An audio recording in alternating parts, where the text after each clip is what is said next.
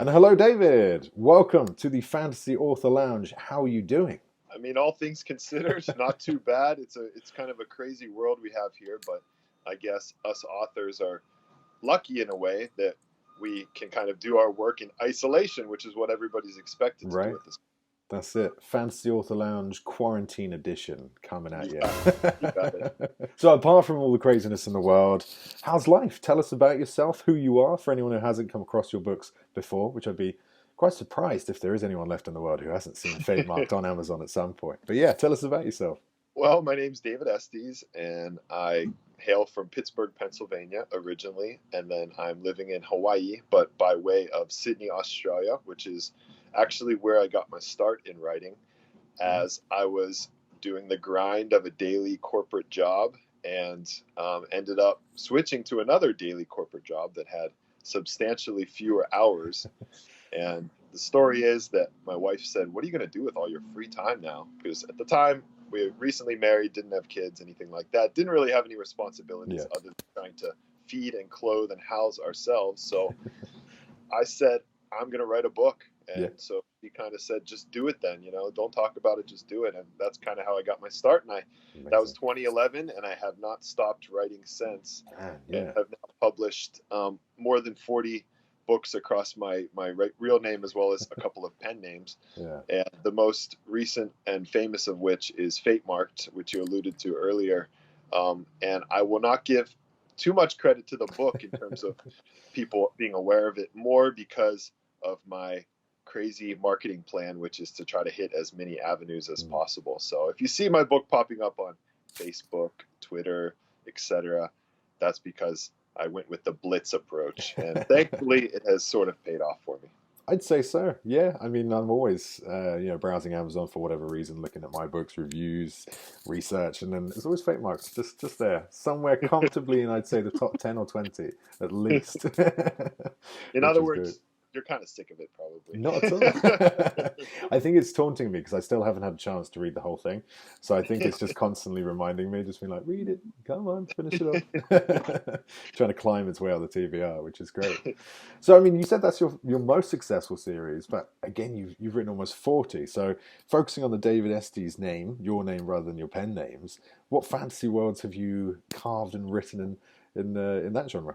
Yeah, well, I started out kind of writing around the time when the dystopian craze kind of hit with the Mm. Hunger Games and Divergent and the Maze Runner and all of these best-selling books series that ended Mm. up being made into major motion pictures. Yeah. And I had this idea to kind of write my own, and my idea was to set it in a place that people would not be very familiar with. And Mm. so my end of the world scenario was that essentially the surface of the earth was no longer inhabitable, Mm. and so my characters had to essentially go underground. And now we're set in the future, 500 years down the line, where Nice. humans actually learned, kind of adapted and learned how to thrive in an underground environment. Mm. And so as I was writing this underground adventure story, I kind of had the thought of, okay, we're 500 years down the line now. Is the surface of the earth really uninhabitable? Did everyone who was up there and were unable to go underground, were they, did any of them survive? Did they adapt? Did they Mm. mutate? What happened up there? So I ended up writing a sister series. So that was the Dweller Saga was the underground, and Mm. then Country Saga was the above ground. So I wrote these two trilogies, and then they come crashing together into the seventh Mm. book, which brings all of the characters from the two series together. So that was really, I had Amazing. written some books before that one, but that was really the one that kind of, it allowed me to start writing full time. Mm.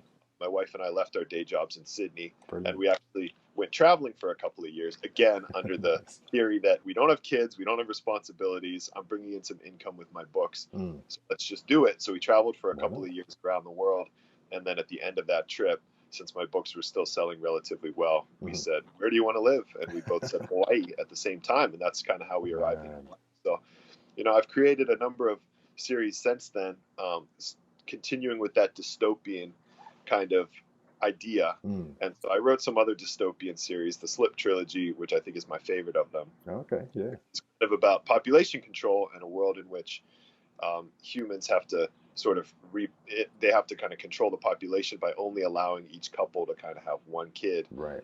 and they can only have one kid if some person who either has a disease or something that's going to kill them, or they're just Mm. very old, that person has to pass away before they can get pregnant Right. and have that child. So it's a 1-for-1 match. Mhm. And so I just kind of got my start writing these kind of grim stories, but with a ray of hope. That being said, in the back of my mind, the whole time I had this desire to write epic fantasy, because that's what I grew up reading. Yeah. J.R.R. Tolkien, Lord of the Rings. And then later, as Game of Thrones came out, I was just captivated by the ability of some of these writers to just build these wide, sweeping worlds. Mm. So a few years back, I started planning this series that I thought I may never write, just because I didn't feel comfortable tackling something like that, thinking that you'd have Tolkien in his grave, rolling over, wondering, what's this hack thing? What does he think he's doing? He can't achieve this. Yeah. And so it took me a while to get my confidence up in order to write something like that. And then January 1st of 2016, I sat down and just started writing. And 5 books, almost 5,000 pages later, I finished it, and just kind of threw it out into the wild, and have just been fortunate that I've had a really good response to it. That's why I can't wait to get into it. Thank you. That's cool. It's been a really humbling experience to just see that you can, something that's so near and dear to your heart, and these characters that meant a lot to me as I was writing them, and each one of them has sort of pieces of me in them, both the good, the bad, the ugly, but always that kind of desire to get better and be better. And so when I get reviews that kind of focus on, I really felt, like I connected with this character or that character, that's almost like they're connecting with me, because each of those characters have a piece of me. Just a different facet of your personality and experience. You got it. Do you find yourself doing that with every single series you write, or is Fatemarked a little more close to you, do you think? Every series. Every series, yeah. I'm kind of, even though I really did work on the world building, as well as trying to come up with a plot that would captivate people, I'm really a characters guy at the core of it. For me, if you're gonna do the debate, setting, plot, characters, for me it's characters is my number one. If you don't have characters that are going to captivate the readers and that readers are going to connect with, I feel like the other pieces will fall flat. Obviously, they're very important as well, but for me, it starts there. So my ideas, I may have a big idea to begin with, for what a story might be like. Immediately after that, I start thinking about who are the characters that are then gonna carry that forward to the end and ensure that the readers stick with you. Yeah. What do you try to add to your characters to make them believable and help the reader actually, bond with them and, enjoy their story? What are the tricks and tips that you have? For me, it's twofold: complexity, because a one-dimensional character will rarely get you very far. And I think of, I don't know if you've ever read any Lee Child, Jack Reacher. Yes. When I first started there's a reason why those books have been so successful. And in some ways, Jack Reacher comes across as a little bit one-dimensional, because he's just this tough, macho guy. But as the story unfolds and you get into some of the stories that have his backstory as well, you discover that he has all these dimensions, and there's a reason that he is the way that he is. And I think that's what it's peeling those layers back, that really, really captivates a reader. And so one thing I did with Fatemarked that helped me as a writer, but I think also ended up helping the readers, was it has a number of characters in the story, and I don't focus on one or two points of view. I get into all of them. So we literally, I haven't counted them up, but it must be, by the end of it must be well more than 20 points of view that you get to kind of see. And for almost each and every one of those points of view, I wrote an origin story, which basically covers their backstory. And in some cases, that includes historical figures that don't even appear in the books, but may get a mention. And so you kind of see the way this world was shaped, and it may be a distant cousin of one of the characters that had some sort of a relationship with them. So you kind of see where all these characters come from and why they are the way they are, which then helps you understand their motivation. So again, that gives you the complexity of the characters. And then I think the second thing that's quite important is to, unfortunately, give them hell and not make their lives easy. And I think people can relate to that, because sometimes, maybe especially in first world countries, our trials and tribulations may be rather minor, but to us, when we experience them on a daily basis, life is tough. Life is just, Yeah. it's tough, whether it is financial, housing, um, just dealing with things like what we're dealing with now, Yeah. having kids, as I know from having two kids, That's it. life is difficult. So I Hmm. put my characters through hell, and what I think giving people a chance to see them hopefully overcome, Hmm. or if they don't overcome, having other characters learn from their potential mistakes. I think that's what draws people to my characters. Amazing. Yeah, I think the same thing. I mean, it's all. I'm kind of split between world and characters in terms, what do I like best and what do I like writing the most. And I think, yeah, it's the characters. It's kind of sneak ahead a little bit because I do the same thing. I put facets of my personality onto my characters, and I do like putting people through hell, only to see how they deal with it.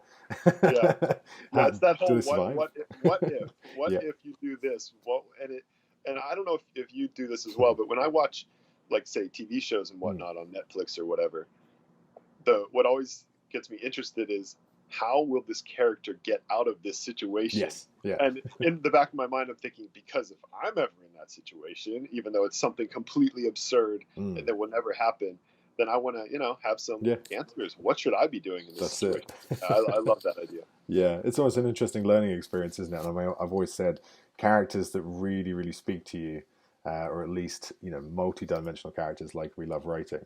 It's almost like a funhouse mirror. It might not quite be the same reflection as you, but you can see glimpses of your own reflection in that character, Right, which I right. think is, yeah, the more of that, the better when it comes to writing. So, yeah, I mean, let's stick on the writing then, because I find it's fascinating. Because I know you also churn out a huge amount of words.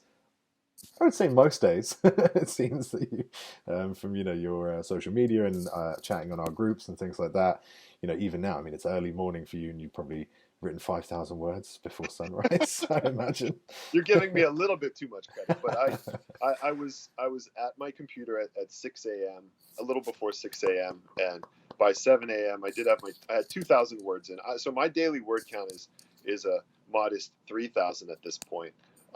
I've gone through phases when I did more, less. I don't necessarily think there's a right answer. For a while, I was doing kind of the 5 to 6,000 Yeah. range per day. I think it kind of depends on the project, depends on your mindset. Mm, For me, the most important thing is it should be flowing. mm, For me, if it's not flowing, then I'm not into the story. right. And so that's kind of my gauge for how engaged I am in the Mm, actual story. So usually when I sit down, I know within 5 or 10 minutes whether or not it's going to be a good writing day or a bad writing day. Today, with 2,000 words in an hour, that's a pretty good writing day sounds for me. pretty damn good to me. Yeah, but I've been doing this from 20. It was actually 2010, not 2011, Mm, when I started writing. From that point, I never really had an issue getting the words out. Never really had an issue with writer's block, and I think it's that's great. because I was working a full-time job, and I had to split my writing into three pieces Right. each day because I had a half an hour ferry ride. This was in Sydney, so I was Right. riding a ferry from Manly Beach to the city Hmm. each day. That's half an hour, so I'd have half an hour of writing, Yeah. shotgun, yep, and then I would have about an hour at lunch, and then half an hour on the way home. So that Wow. was two solid hours. And at Hmm. that point, I was about a 2,000 words a day person, and so That's that was good. my goal. So 500 on the ferry, Yeah. 1,000 at lunch, and then 500 on the ferry to get my Man. 2,000. And so since then, I mean, I've probably at most have taken about a week off at a time in between finishing a book, and then I just get Keep right into writing. the next book. And so that's how I've managed to write so many books in such a short amount of time. It's just having Yeah. that. It's almost like your daily habit. You brush your teeth and you write 3,000 words, and then you have breakfast, whatever it is. So That's amazing. Yeah, I think that's great. And that dedication is always admirable. Now, I'm kind of interested when you do have a day where the writing's not flowing, do you adjust your story? Do you go back to, whatever drawing board you've got and kind of, change the flow of where it's going? Or do you ever just sit and say, nah, not for me today. I need to clear my head and do something else? yeah, I would say I would rarely kind of start writing and then stop because it's just not working. Mm, Typically, I'll kind of have an idea that it's in my mind. It's just not going to happen today, so I right. won't even start. But if I have that instance when I've started writing, it's not really working. It doesn't happen often for me, which is just extremely fortunate. But Mm, in those times, I can remember 2 or 3 times that's happened, and I've done exactly what you're talking about. I've gone down my list of what's going to happen in this book, yeah. and if a certain scene I'm working on just isn't working, I could very well jump ahead to a future scene Mm, and write yeah. that one because it's action packed, because I know exactly where I want to go with it at that point. Mm. And then that kind of gives me motivation to then fill in the blanks up to that point, because I'm excited to get the reader to that point, Yeah. because I know that that scene is really strong. So I have done that in the past, and that works for me, because for me, the main thing is to keep me motivated. I have to just keep the production going. Yeah, that's That's what inspires me, is seeing this story unfold, and that's what gets me to, amazing. I guess, continue to write the scenes. Yeah. Which would you say is your most challenging series to write? 'Cause I mean, you have multiple series, and you had that amazing moment where they all joined up, and I know what it can be like, sort of balancing multiple different storylines. But then you mentioned also, your trepidation starting Fatemarked series. So, what do you think, looking back, was your most challenging series to write? Depending on the perspective, in terms of challenging, trying to keep everything into a cohesive story moving forward versus some kind of a jumbled mess, because Fatemarked has so many threads going at the same Right. time. That was, and I have a very poor memory, so I Me used too. I used a lot of big poster boards. I used some very talented and detail oriented beta readers who Nice. said, "Wait a minute, you chopped off this guy's left hand here, and now his right hand is gone. I've done So that. what's the?" I've literally done Yeah, that. or the many times that I mixed up character names. Yep. That Yep. was quite helpful, those people that pointed out that. So in that sense, just given the complexity and the breadth, Mm. Fatemarked was probably my most challenging. But in terms of the words flowing, I found Fatemarked to be very easy, just because I felt so Great. connected with Yeah. each of the storylines. In terms of just getting the story out, I've struggled a little bit with actually the book that I released after Fatemarked, which is called Starborn Mage, Mm-hmm. which is a kind of a space fantasy. Yeah. Kind of following the Star Wars approach with magic in space and that sort of Mm-hmm. thing. Um, and I'm not sure why. The first book, I think, is pretty strong, and it gets very good reviews, though it hasn't sold anywhere close to the Fatemarked level. Mm. But for some reason, I had a little bit of a struggle just connecting with those characters, and I think it could have been a bit of a hangover from Fatemarked, just because I felt Maybe. so emotionally invested in those characters. So Starboard Mage, which is intended to be a trilogy, unfortunately has been on the back burner. So I All feel a right. little bit bad for those readers who have read book one and kind of do want, the rest of the Mm. series to be written. I need to feel invested in it fully before I can, I guess, get to those sequels. And so there are still some unexplored parts of Fatemarked that I need to get back to. And Right. so my plan is actually this coming month in April to begin working on kind of a follow-on series to Fatemarked, which will explore a different part of the same world, a Mm. different continent, different characters, different challenges, a Awesome. whole new magic system, but has the opportunity for cameos from certain characters from Nice. Fatemarked, like, for example, a character who gets to ride on dragons, so she can easily cross this ocean and maybe Yeah. interact with some of my new characters. So I'm planning to start writing in April, Right. although Yeah. I've essentially been planning this since I released the final book in Fatemarked. Yeah. I started from there.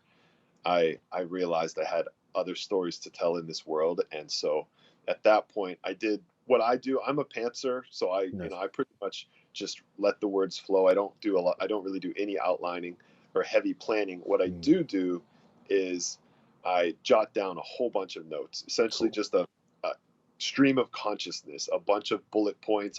They're not pieced together in any kind of order Yeah. until I kind of start writing, and then as the story unfolds, I start to kind of put different ideas together and see, Cool. which ones kind of belong in which storylines. Yeah. And in some cases, I might just, who knows, deep thoughts in the shower or whatever it may Yeah. be. You just start writing in your head. I Mm-hmm. don't know if that's ever happened. You just start writing in your head, and Mm. and think, oh, I feel really inspired, and these words Yeah. are really good. I just have to write them down. I don't know which story they belong in. I don't know exactly where they're going to Oh fit, but yes. I just jot them down. And then in some cases, those entire sentences that I've just jotted down will end up in one of my books. Yeah. Or in other cases, I'll be writing the book, and I really want to just put this, line in the book, and I'm like, it just does not belong here. So I take those and I store them And you put somewhere them else somewhere. for later Yeah. use. That's Exactly. awesome. So that's kind of where I'm at with this new Fatemarked follow-on. Is just about, at this point, which this is a little bit overwhelming for me, but I have over 10 pages of stream of consciousness type notes. So the thought of organizing them, and I just have to kind of trust myself that I've Yeah. done this before, but it is a big mountain to climb, I think. Strange, isn't it? Whenever you start a new book, it's this kind of skill. I can't remember if this is a quote from someone like Neil Gaiman, but I swear it's one of those things you sit down and you never know whether you can actually do it until you sit down and do it.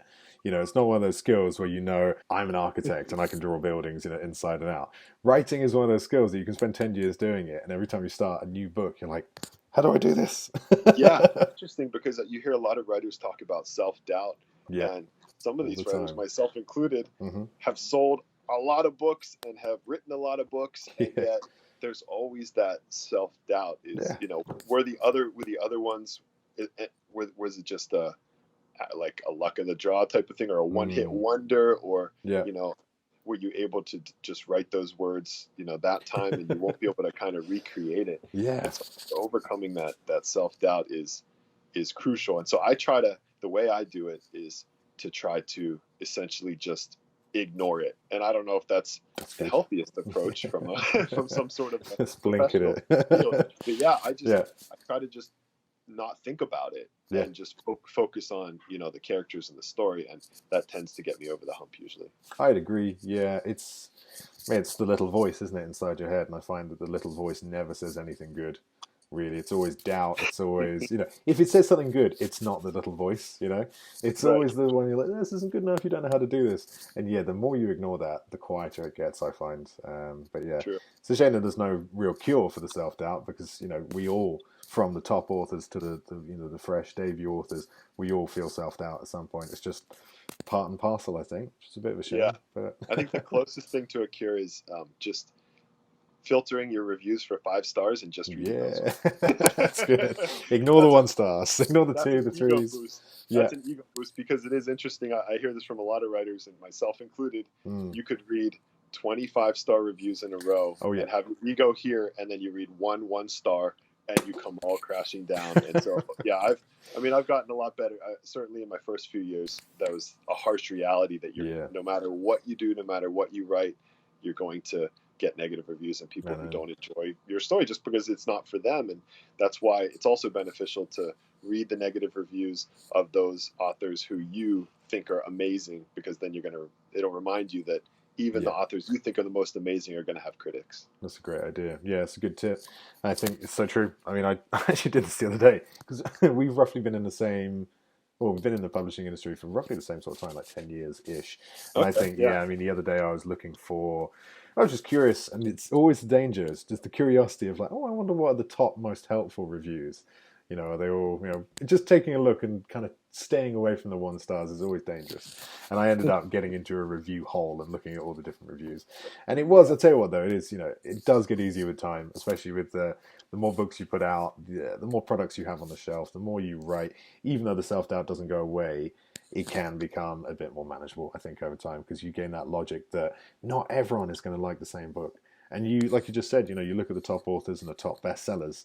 Even Game of Thrones has 1-star reviews. you know, Tons and even tons. Lord of the Rings has 1-star reviews. No angry typing as you respond to one of No, these reviews. never Just respond. Never respond. The only time I ever respond is by saying thank you. And I will say thank you if someone has written a 1-star, or even if someone's written a 1-star, but they've taken the time to actually construct why it's a 1-star. They're not just going, this is absolute bullshit. So that actually reminds me of a kind of a somewhat interesting side note on that. So, well, I've had, certainly the 1-star reviews that don't really help me much. Yeah. Like I should have saved my 99 pence for a bag of crisps or something to that effect. Not the most constructive, but okay, fair enough. Yeah.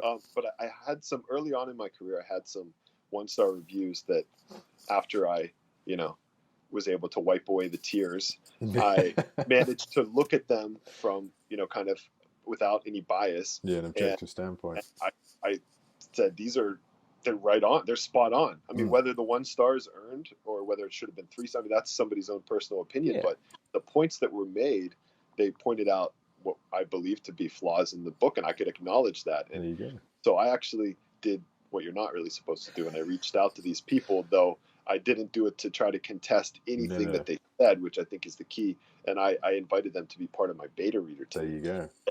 Actually, about half of my 10 or so beta readers are these 1-star reviewers from my early That's works. Really interesting. And I would say out of those 5, about 4 of them I've kind of converted to be my fans because they've helped me, for one. And because they realize that I'm trying to get better. And I would say the one who I've not really converted to be a fan, we're friends, but might not really be a fan of my style of writing or my style of books, but he adds this voice of reason in some cases that I don't always agree with him, but at the end of the day, he makes my books a heck of a lot better. So I kind of turned, some negatives into positives in that way. I think that's really interesting. Yeah, I'd never have kind of considered doing that before.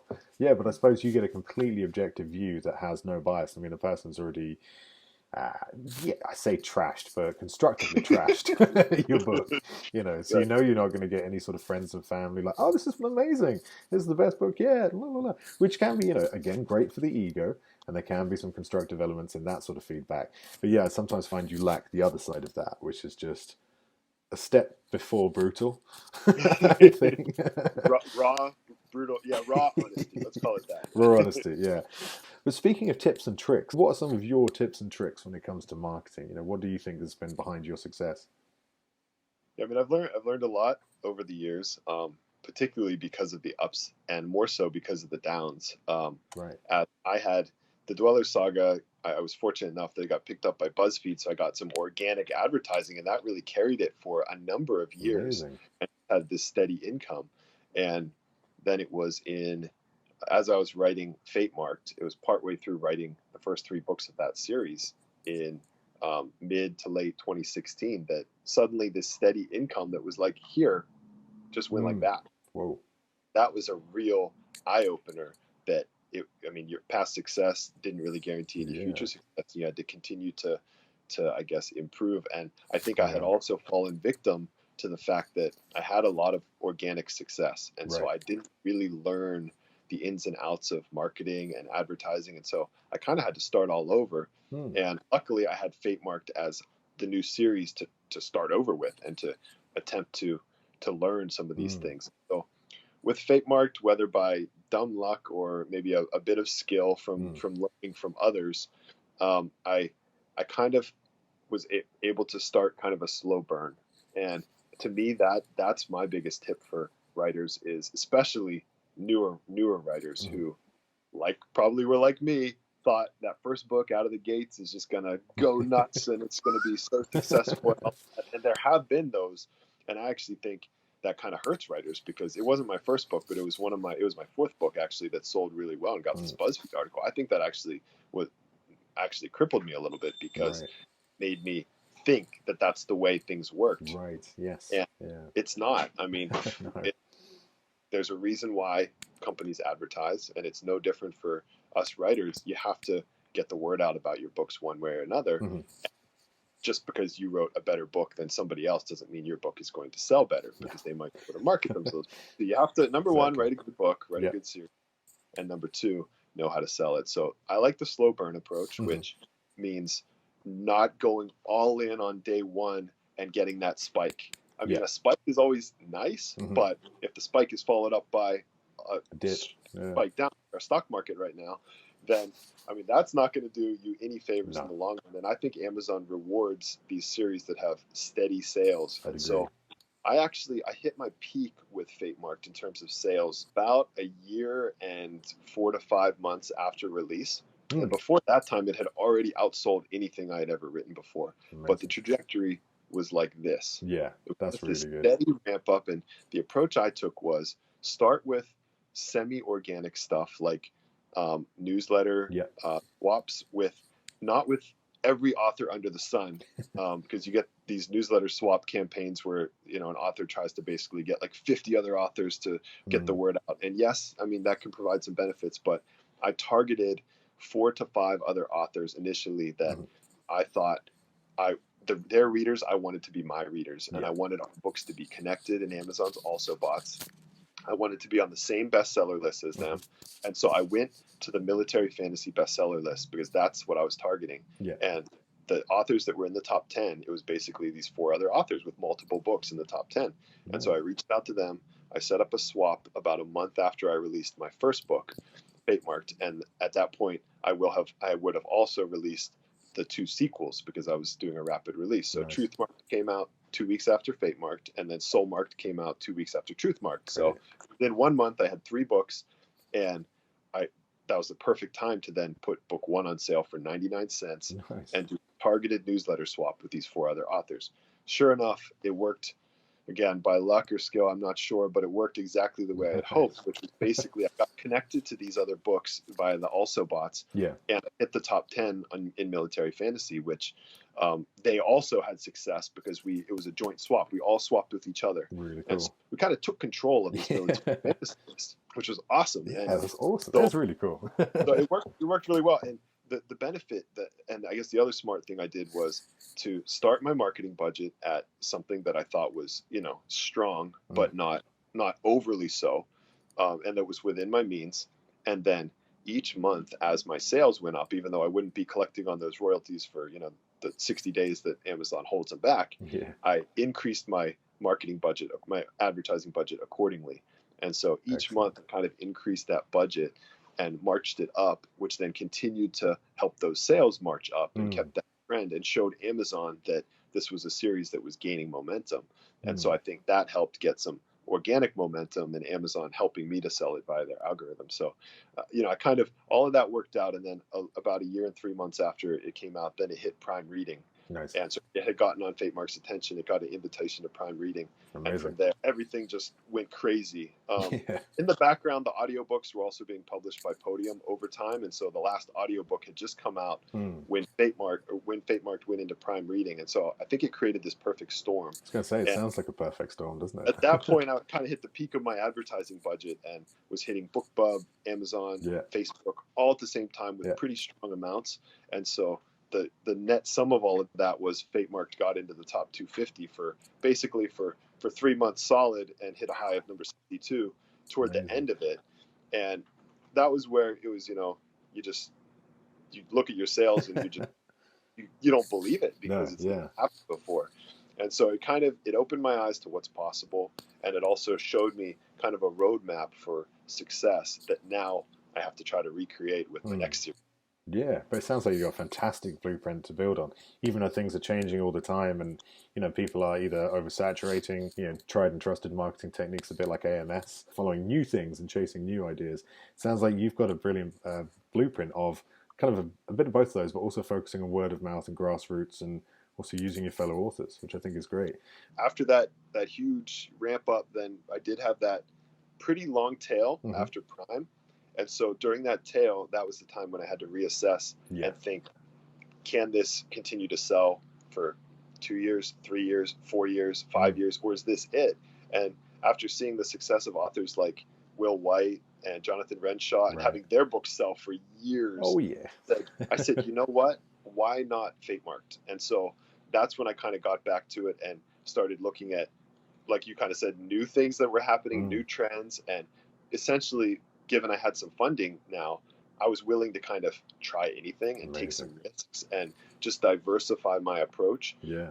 And so I think by continuing to try new things and have a plan, so anytime sales start to decline, I have a list of ideas of things I'm going to try to then boost it back up. And kind of at the very end of all of this will be the box set approach and releasing a box set. Once sales of the individual titles start to dry up, that'll be kind of my last hurrah and my chance to get some additional sales on the end of it. But for now, as long as things are selling the way they are, I'm going to stick with the individual titles. What do I feel I should get this gift? Just like I mean, I've been very fortunate. So I mean, Hawaii is an expensive place, as Vancouver is, and as a lot of places are these days. And so being able to support my family doing something I love it's a gift. So the appreciation goes out to all those readers who have helped get the word out for free for me just by telling their friends and their family. Yeah, man, we couldn't actually do this without you people. So for everyone watching Fantasy Author Lounge, give yourselves a big pat on the back and keep doing it. Yeah. Hey, David, I think this has been really insightful, for me and hopefully for the people out there as well, fans and fellow authors. So thank you for coming on the Fantasy Author Lounge. It's been a pleasure to have you. Thanks so much for having me. I mean, it's been awesome, and I appreciate all the listeners out there who support what we do. Yeah, absolutely. Well, let's finish off by telling all of those amazing people out there, all the hundreds of thousands of people watching, hopefully, where we can find you. Millions, billions even. That's it. We've got nothing else to do. Just sat at home. We might as well watch things like this. So, yeah, tell us all where we can find you, where we can get your books, and where we can, just find out all things David. Awesome. Well, I mean, most of my books are, like many of us, are exclusive to Amazon at this point. If you're Kindle Unlimited subscribers, if you're Prime, right now, Fatemarked is on Prime reading for its third stint. So you can pick up the first book for free or read all of them through Kindle Unlimited, as well as the majority of my backlist. And if you're an audio listener, Audible is a great place to get them. The Fatemarked in particular is narrated by Derek Perkins, who won a Voice Arts Award for his work on Fatemarked. Just did a fantastic job with it. Plus, he's got that very pleasing English accent you also enjoy.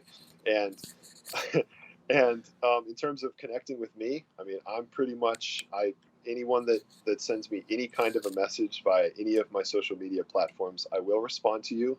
And if you say something nice about my books, I'll likely offer you some signed bookmarks. So I'll send them anywhere in the world. So connect with me on Facebook.